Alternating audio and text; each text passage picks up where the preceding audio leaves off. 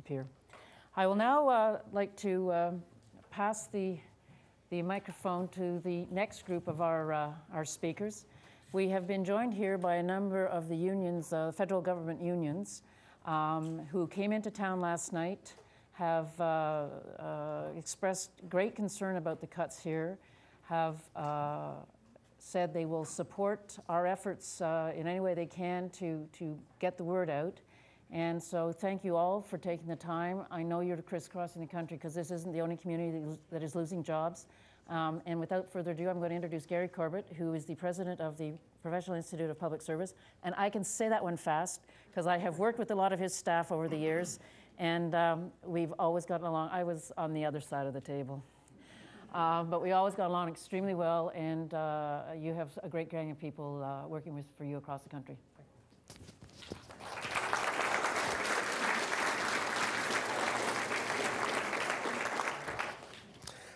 First, I want to say thank you very much for inviting us here. My name is Gary Corbett. I'm the National President of the Professional Institute of the Public Service of Canada. And by way of context, I was a scientist. I guess you're always a scientist once you're a scientist in some regard, although I was a chemist and a mining engineer working in Nova Scotia, where I grew up in Cape Breton, actually, when another laboratory, well, a laboratory where I was working, closed down in 1998. But I moved to Ottawa, and in a way it's kind of ironic that I'm there coming back to try to support science, and we've been doing it for quite a while. PIPS represents 60,000 professional workers across the country, many scientists, researchers, working in government departments and laboratories, including biologists, chemists, medical professionals, engineers, meteorologists, and very, very high quality, highly qualified individuals. But whatever their training, I think they all serve the public good. That's their key role. They're on the scientific front lines of protecting Canadians, preserving the environment, and contributing to economic prosperity.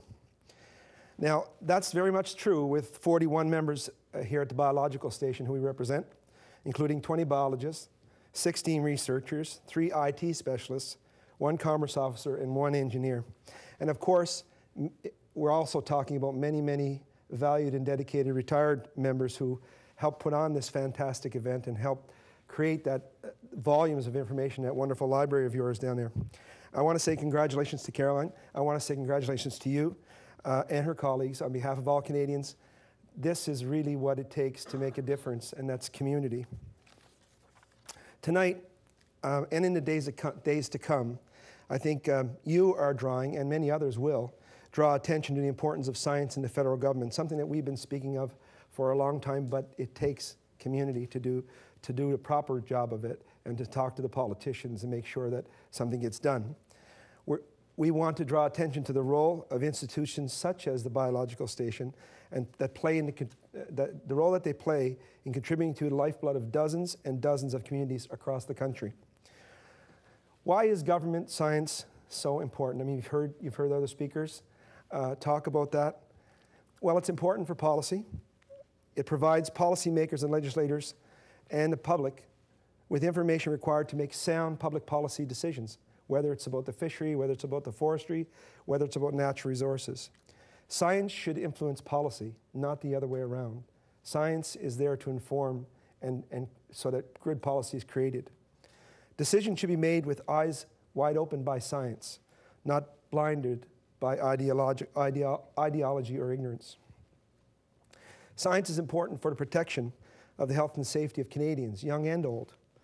It's important for preserving our environment, for our generation and generations to come. And it's important for prosperity. No doubt about that. It contributes to innovation and economic development for all of Canada. But it's also important for protecting the resources that entire communities depend upon, like lobster, like trees.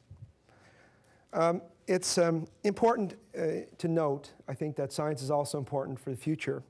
And this is the 20th year. This year marks the 20th anniversary of the cod moratorium. And I think it became necessary because of the greatest loss of vertebrate in Canadian history.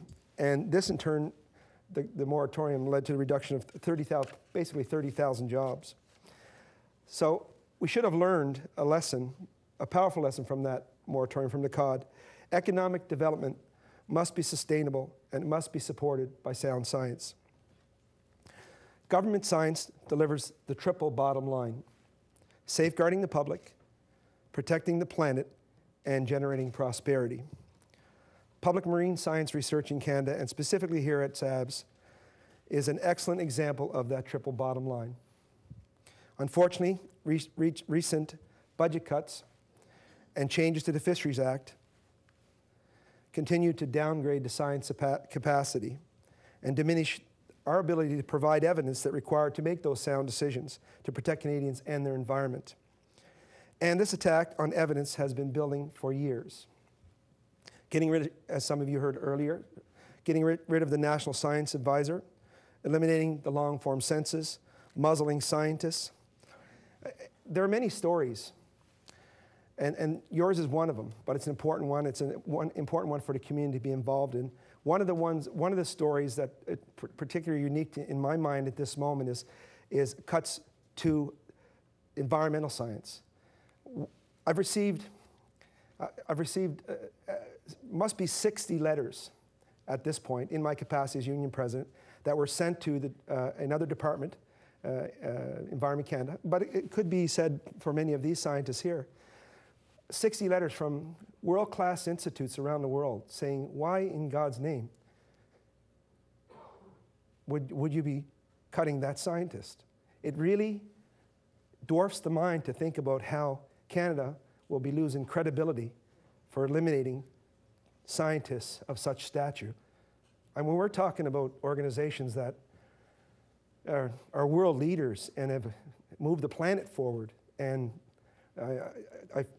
the names of them escape me, the Planck Institute in France, Belgium, Germany, letters coming in talking about why Canada is making decisions to remove or get rid of environmental scientists when they're so powerful, and they're leaders. They make Canada leaders in the world of science. And you'll hear more about that in the days to come. So we've seen those major cuts right across the country, and for the Professional Institute, it stands at 3,500. Not just scientists, but many, many scientists who are declared affected at this point, and you'll hear from my colleague about many more members in the Public Service Alliance. But these major cuts are occurring at places like the Archives and Library and Archives of Canada and other departmental libraries. I'll touch on some good news, I suppose. The good news, I guess, is that we're not alone. And I think the good news is that many other communities are interested in what's going on, and people are becoming acutely aware because of the community involvement, because of people like yourselves.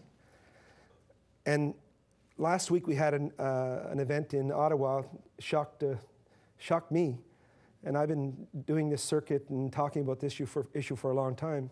But we had thousands, at least 5,000 scientists, young scientists on the Hill in support, and where they buried evidence. And it was just fantastic to see more community involvement.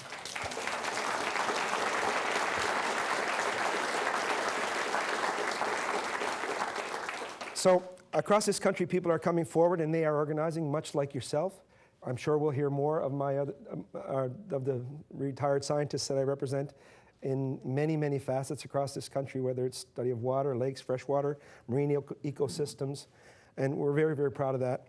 And they're coming to defend their communities, but also to defend a vision for a country that protects the safety of its citizens, preserves the environment, contributes to economic prosperity for all of its communities. And I would like to say that I'm very proud that the Professional Institute can be involved with communities like yourselves. And thank you very much.